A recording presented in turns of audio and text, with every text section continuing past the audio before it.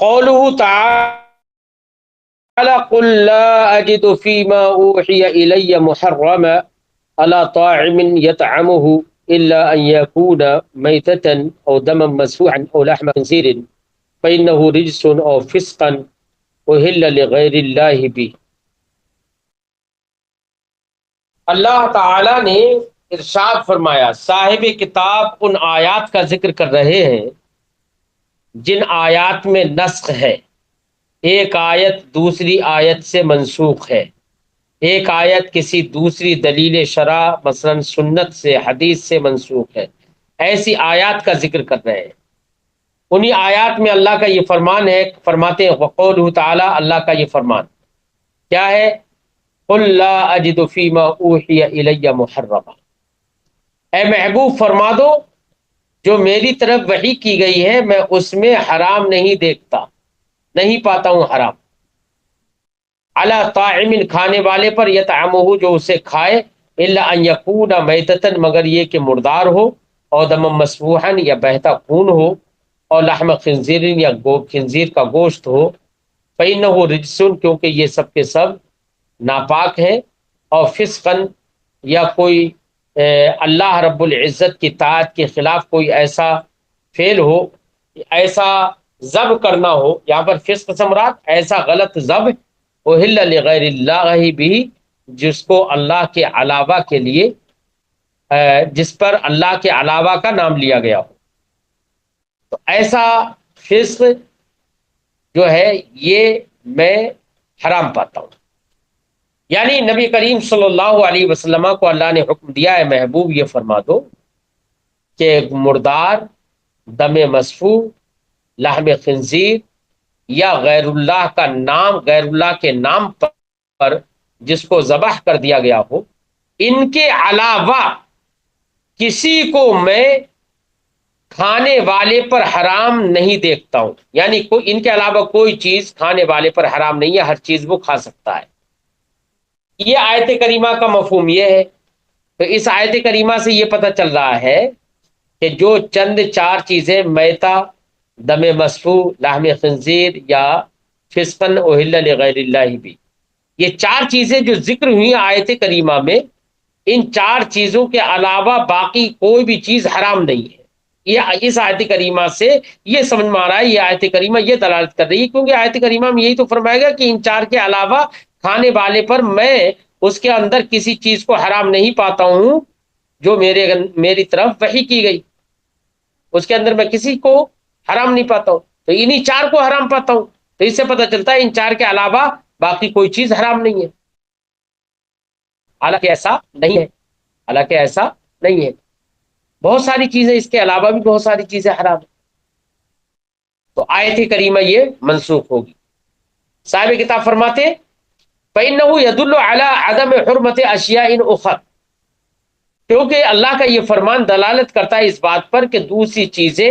جو یہاں پر مذکور ہیں، ان چار چیزوں کے علاوہ دوسری چیزیں حرام نہیں ہیں، مع انہا حرام، حالانکہ دوسری بہت ساری چیزیں بھی حرام ہیں۔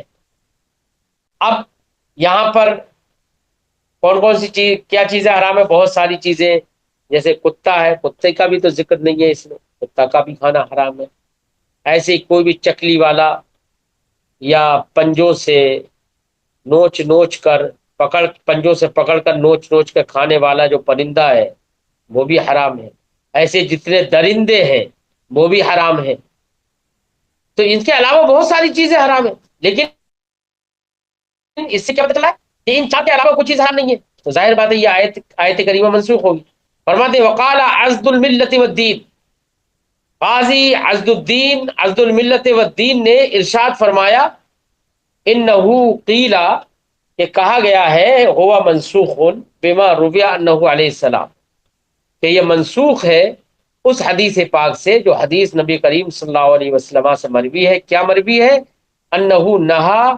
عن اکل کل ذی ناب من السباع، کہ نبی کریم صلی اللہ علیہ وسلم نے درندوں میں سے، چوپاؤں میں سے جو کیلے والے ہوتے ہیں، چکلی والے ہوتے ہیں، درندے جن کو ہم کہیں، تو وہ چکلی والے یعنی جو کیلے ہوتے ہیں نا، لمبے لمبے دانت جو پھاڑنے والے ہوتے ہیں، تو اس کو ناب کہتے ہیں۔ فرماتے ہیں کہ نبی کریم صلی اللہ علیہ وسلم نے چوپاؤں میں سے جو کیلے والے جانور ہیں ان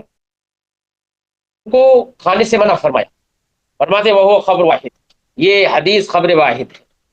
ٹھیک ہے۔ لیکن اس حدیث پاک کی بنا پر قاضی عزد الملت والدین نے یہ کہا کہ مذکورہ آیت منسوخ ہے، کیونکہ دوسری چیزیں بھی حرام ہیں۔ ثم اطال الکلام فی جوابہ علی ما یاتی، پھر اس کے جواب میں کہ اس کو خبر واحد بھی کہا، پھر بھی اس کو ناسخ قرار دیا، تو اس کا کہ خبر واحد کیسے ناسخ ہو جائے گی، تو اس کے جواب میں کلام دراز کیا۔ فرماتے ہیں ثم اطال الکلام فی جوابہ، کہ اس کے جواب دینے میں کلام کو دراز کیا، علی ما یاتی، جیسے کہ قریب آئے گا، تو جب آئے گا انشاءاللہ وہیں پر پڑھتے ہیں۔ ومن سورۃ الاعراف، اور سورہ اعراف سے، سورہ اعراف سے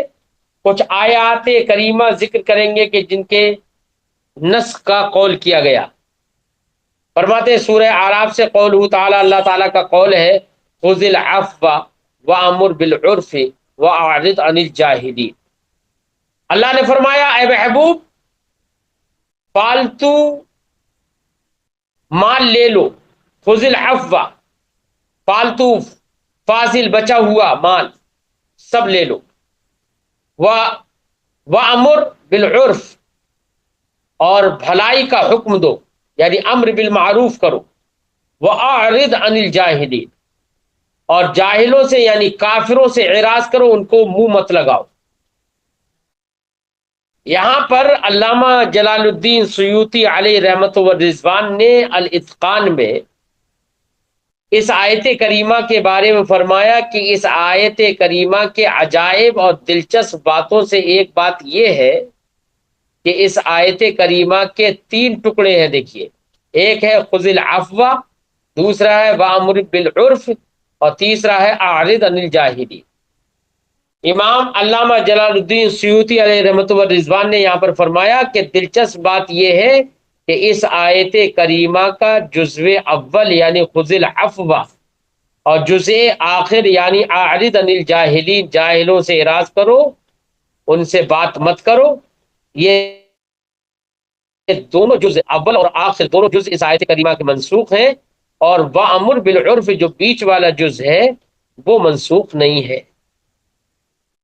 یعنی یہ مطلب نہیں ہے کہ ابھی اس آیت کریمہ سے تو یہ سمجھ میں آیا کہ جتنا بھی بچا ہوا مال ہے، فالتو مال ہے، سب لے لو، حالانکہ سب لینے کا حکم نہیں ہے۔ ایسے یہ ہے کہ کافروں سے اعراض کرو، ان سے بات ہی مت کرو، حالانکہ حکم یہ نہیں ہے، بلکہ یہ حکم یہ ہے کہ ان کو بھی پیغام اسلام دو، اسلام کا پیغام ان تک بھی پہنچاؤ،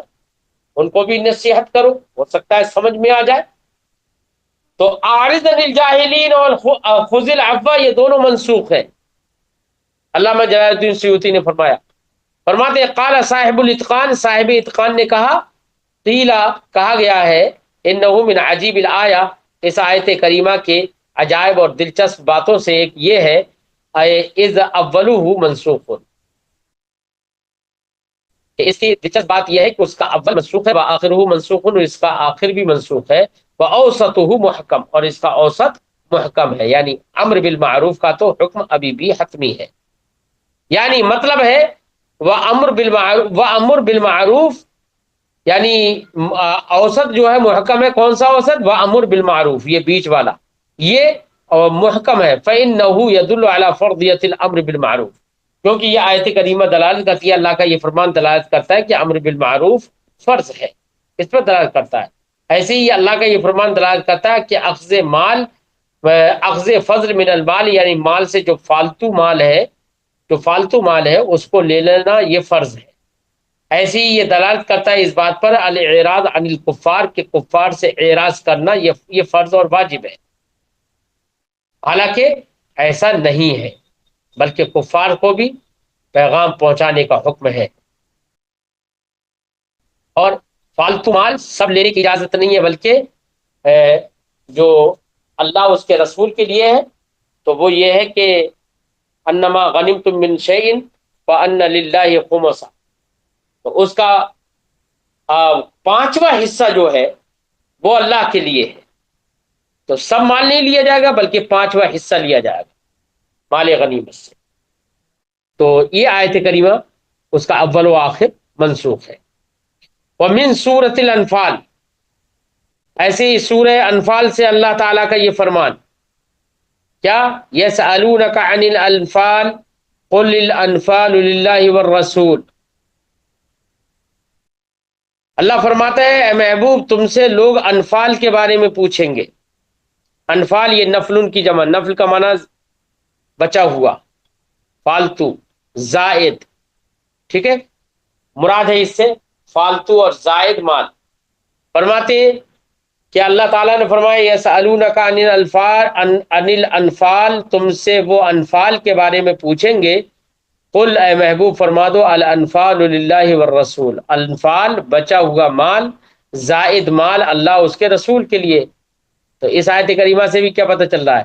اس آیت کریمہ سے یہ پتہ چل رہا ہے کہ جو مال غنیمت کا بچا ہوا جتنا بھی مال ہے وہ سب کے سب کیا ہے؟ اللہ اس کے رسول کے لیے۔ تو اب یہ انفال سے مراد کیا ہے؟ یا تو انفال سے مراد، انفال کا معنی بیٹا مال غنیمت بھی ہوتا ہے، غنائم بھی ہوتا ہے، انفال جمع ہے تو غنائم کے معنی میں بھی ہوتا ہے۔ تو مطلب اس سے یہ اگر غنائم کے معنی میں مراد لیا جائے، یہ غنائم کا معنی مراد لیا جائے تو مطلب یہ ہوا کہ جو بھی غنیمتیں ہیں سب اللہ اس کے رسول کے لیے، حالانکہ ایسا نہیں ہے، غنیمتوں میں سے 5واں حصہ اللہ اس کے رسول کے لیے۔ تو اب ایسی صورت میں یہ الانفال للہ والرسول یہ کہنا، اس سے غنیمتیں مراد لینا، تو یہ حکم ایسی صورت میں منسوخ ہوگا، کیونکہ تمام مال غنیمت لے لینا یہ حکم نہیں ہے اب، بلکہ حکم کیا ہے؟ 5واں حصہ لینا۔ فرماتے کہ من سورۃ الانفال، سورہ انفال سے اللہ کا یہ فرمان ہے یسألونک عن الانفال قل الانفال للہ والرسول، انفال کے بارے میں لوگ تم سے سوال کریں گے، کہہ دو کہ انفال اللہ اس کے رسول کے لیے۔ فإنہ ان کان المراد بالانفال، فرماتے ہیں صاحب کتاب اگر انفال سے مراد الغنائم غنائم ہوں، ویکون اللام فی للہ والرسول، اور للہ والرسول کے اندر جو لام ہے وہ لام ملک کے لیے ہو، تو مطلب یہ ہوگا کہ ساری غنیمتیں اللہ اس کے رسول کی ملکیت ہے، یہ مطلب ہوگا نا۔ تو فرماتے فہو منسوخ، تو یہ منسوخ ہے اللہ تعالیٰ کے اس فرمان سے۔ کیا؟ وَاعْلَمُوا أَنَّمَا غَنِمْتُم مِّن شَيْءٍ فَإِنَّ لِلَّهِ خُمُسَهُ، کہ تم جان لو کہ جو بھی تم کو غنیمت حاصل ہو تو اس کا 5واں حصہ اللہ کے لیے ہے، وَلِلرَّسُولِ، اور رسول کے لیے، وَذِي الْقُرْبَى، اور رشتہ داروں کے لیے، وَالْيَتَامَى، اور یتیموں مساکین کے لیے، وَابْنِ السَّبِيلِ، اور کس کے لیے؟ مسافر کے لیے۔ عَلَىٰ مَنْ السَّبِيلِ، امام الزاہد جیسے کہ اس پر امام زاہد نے نص وارد کی، اس کی صراحت کر دی۔ وہی انکان المراد، یہ تو اس صورت میں نص کا قول ہوا جبکہ انفال سے مراد غنائم تھے، اور للہ وللرسول میں لام تملیک کے لیے تھا، تب تو یہ حکم نسخ ثابت ہوا۔ لیکن فرماتے وہ انکان المراد بالانفال، اور اگر انفال سے مراد وہ ہے ما یشترط للامام زیادۃ علی سہم، کہ جو امام کے لیے شرط کر دی جاتی ہے اس کے حصے پر زیادتی۔ کیا مطلب؟ کبھی کبھی ایسا ہوتا ہے، یا یہ کہ نہیں اس کو یہ پڑھیے ما یشترط الامام زیادۃ علی سہم، یہ پڑھیے۔ انفال سے مراد یہ بھی ہو سکتا ہے کہ ہوتا یہ تھا کہ پہلے سلطان اسلام کے پاس جب مال غنیمت آتا تھا، مال غنیمت سلطان اسلام بانٹتا تھا سب کو برابر برابر برابر برابر، لیکن کچھ جنگجو اور غازی مجاہدین ایسے بھی ہوتے تھے کہ ان کا جو حصہ مقرر تھا اس حصے مقررہ سے مزید کچھ حصہ الگ سے ان کی حوصلہ افزائی کے لیے دیا جاتا تھا۔ تو جو الگ سے حصہ امام مقرر کرتا تھا کسی غازی کے لیے حوصلہ افزائی کے طور پر، اگر یہاں پر انفال سے مراد وہ الگ مزید حصہ مراد ہے تو فرماتے ہیں تو اب ایسی صورت میں یہ حکم منسوخ نہیں ہوگا، یہ حکم آج بھی جاری ہوگا۔ فرماتے ہیں وَإِن كَانَ الْمُرَادُ بِالْأَنْفَالِ، اگر انفال سے مراد وہ ہو ما یشترط الامام زیادۃ علی سہم، جو حصہ معینہ پر زیادتی امام مقرر کرتا تھا، اور یکون معنا للہ والرسول، ویکون معنا، اور معنی یہ ہوگا کہ اللہ اس کے رسول کے لیے، معنی ہونے کا مطلب یہ ہوگا کیا، ان قسمتہ لہما، کہ ان کی تقسیم یعنی لام للہ وللرسول کا مطلب لام تملیک کے لیے نہ ہو کہ اللہ اس کے رسول کے لیے ہے، اللہ اس کے رسول کی ملکیت ہے، لام تملیک کے لیے نہ ہو، بلکہ یہاں پر للہ وللرسول کا مطلب یہ ہو کہ اللہ اس کے رسول کے لیے ہو، رسول کے لیے ہے اس کی تقسیم، یعنی اس کا جو مال غنیمت کو منقسم کرنا، اس کو بانٹنا اللہ اس کے رسول کے لیے ہے،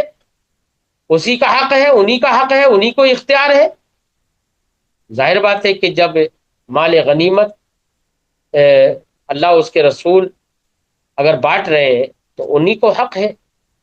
تو کہتے ہیں کہ یہاں پر لام تملیک کے لیے نہ ہو للہ وللرسول میں، اور انفال سے مراد وہ ہو جو کہ حصہ مقرر کے علاوہ مزید سلطان اسلام مقرر کر دیتا ہے یا دے دیتا ہے، مزید دے دیتا ہے، اگر وہ مراد ہو تو ایسے صورت میں یہ حکم محکم آیت کریمہ محکم ہوگی، یہ منسوخ نہیں ہوگی، کیونکہ یہ حکم آج بھی جاری ہے۔ فرماتے ہیں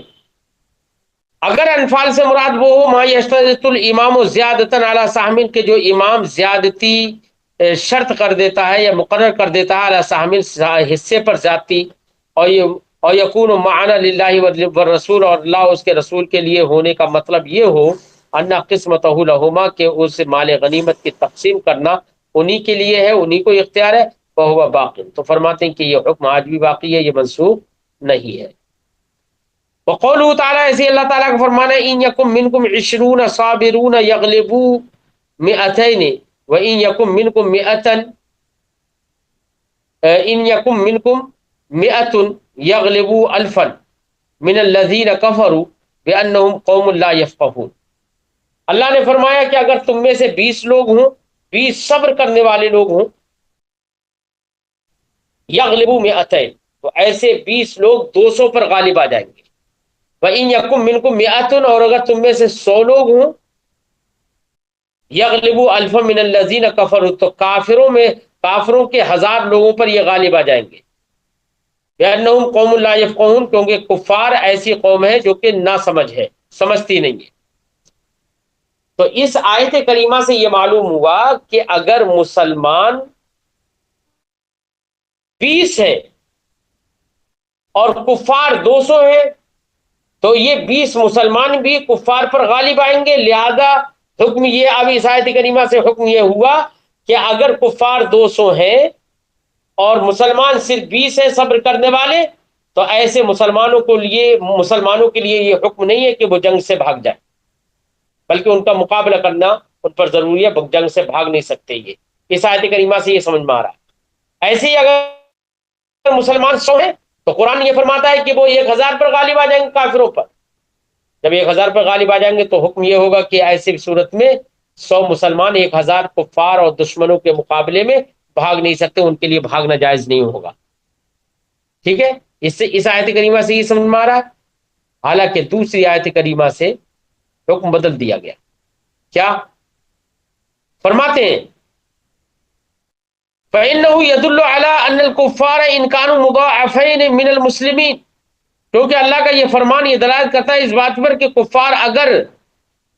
کانوا مضاعفین من المسلمین، مسلمانوں سے 10 گنا، مضاعفین من المسلمین 10 درجات، کہ اگر کفار مسلمانوں سے 10 گنا زیادہ ہوں، یحرم الفرار، تو مسلمانوں پر بھاگنا ان کے مقابلے سے حرام ہوگا۔ 10 گنا زائد ہوں، ظاہر بات ہے 20 کے مقابلے میں کتنے کہا جا رہا ہے؟ 200، تو 10 گنا زیادہ ہو گئے نا، 20 200۔ تو اس آیت کریمہ سے یہ معلوم ہوا کہ اگر کفار 10 گنا بھی زائد ہیں تب بھی مسلمان میدان جنگ سے ان کے سامنے سے نہیں بھاگ سکتے، بلکہ مقابلہ کرنا ضروری ہے۔ فرماتے ہیں وَإِنَّمَا يَحْرُمُ إِذَا كَانُوا مُضَاعَفِينَ عَنْهُمْ بِدَرَجَةٍ وَاحِدَةٍ، حالانکہ حکم اب یہ ہے کہ مسلمانوں پر میدان جنگ سے بھاگنا حرام اس وقت ہے اذا كانوا مضاعفین عنہم بدرجۃ واحدہ، کہ جبکہ کفار مسلمانوں کے بنسبت 1 درجہ زیادہ ہو، یعنی مسلمان اگر 1 ہے اور کافر 2 ہیں تو ایسی صورت میں بھاگنا حرام ہے۔ مسلمان 10 ہیں اور کافر 20 ہیں یعنی ڈبل ہے تو بھاگنا حرام ہے، اور اگر ڈبل سے زیادہ ہو گئے، 20 کے بجائے 21 ہو گئے، تو مسلمانوں کے لیے جنگ سے بھاگنا جائز ہے۔ لہذا ما قبل والی آیت یہ منسوخ ہو جائے گی۔ کس آیت سے؟ اس آیت سے جو آیت اسی کے بعد ہے۔ فرماتے ہیں وَإِنَّمَا يَحْرُمُ إِذَا كَانُوا مُضَاعَفِينَ عَنْهُمْ بِدَرْجَةٍ وَاحِدَةٍ، ہاں مسلمانوں پر بھاگنا جنگ سے یہ حرام ہے جبکہ کفار مسلمانوں سے ایک درجہ زائد ہوں، صرف ایک درجہ زائد ہوں۔ فهو منسوخ، لہذا مذکورہ آیت منسوخ ہوگی بالآیت المتصلۃ به، اس آیت سے جو آیت اسی سے متصل ہے۔ وہی قولہ تعالیٰ، وہ اللہ تعالیٰ کا یہ فرمان ہے الآن خفف اللہ عنکم، اب اللہ نے تمہارے طرف سے تخفیف فرما دی ہے۔ وعلم، اور اللہ کو یہ معلوم ہے کہ ان فیکم ضعفا، کہ تمہارے اندر کمزوری ہے۔ فإن یکم منکم مئہ، تو اگر تم میں سے 100 ہوں، مئۃ صابرۃ، صبر کرنے والے 100 لوگ ہوں، یغلبوا مئتین، تو وہ 200 پر غالب آ جائیں گے۔ دیکھیے ڈبل کا بات ہو گئی نا، تو اب یہاں پر حکم اس آیت کریمہ سے یہ پتہ چلا کہ اگر کفار ڈبل ہوں تو ایسی صورت میں بھاگنا حرام ہے، لیکن ڈبل سے زیادہ ہو جائے تو بھاگنا جائز ہے۔ وَإِن يَكُن مِّنكُمْ أَلْفٌ، اور اگر تم میں سے 1000 ہوں، یغلبوا الفین، تو کافروں کے 2000 پر غالب ہوں گے، بے اذن اللہ، اللہ کے حکم سے۔ واللہ مع الصابرین، اور اللہ صبر کرنے والوں کے ساتھ ہے۔ ٹھیک ہے، تو اس آیت کریمہ سے مذکورہ والی آیت منسوخ ہے۔ ٹھیک ہے، بس اتنا ہی رہنے دیتے۔